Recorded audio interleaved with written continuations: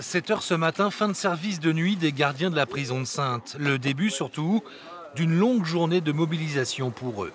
Mobilisation pour toute la journée, pour aujourd'hui, et après on attend le mot d'ordre par rapport à nos nationaux, quoi, si on continue ou pas. Tout le monde est mobilisé? Tout le monde est mobilisé. Comme vous pouvez le constater, sur Saintes, nous sommes les 3/4 des surveillants devant la porte, quoi. Moi-même, je sors de nuit, quoi.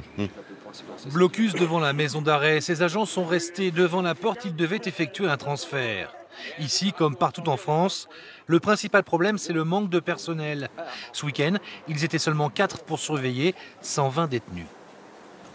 Vous subissez des agressions ici aussi? On subit des agressions, beaucoup verbales. Des agressions physiques, il y en a, mais on arrive à les contenir assez rapidement quand même, par le professionnalisme du personnel. On a eu une émeute, une grosse mutinerie le 31 décembre 2016 qui a encore laissé des traces dans le personnel de la maison d'arrêt.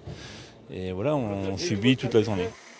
Sentiment d'abandon généralisé. Ici, depuis cette mutinerie, rien n'a changé. À Saint-Martin, sur l'île de Ré, la dernière agression remonte en août dernier, lorsque 2 surveillants ont été attaqués par un détenu en possession d'une lame. Aujourd'hui, les agents pénitentiaires sont en danger.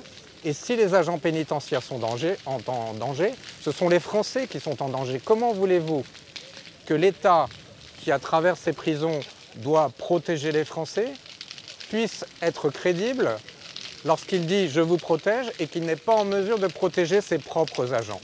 La centrale de Saint-Martin et la maison d'arrêt de Saintes sont restées paralysées toute la journée. Si le mouvement national se durcit, les surveillants assurent qu'ils suivront jusqu'à ce qu'ils soient entendus par le gouvernement.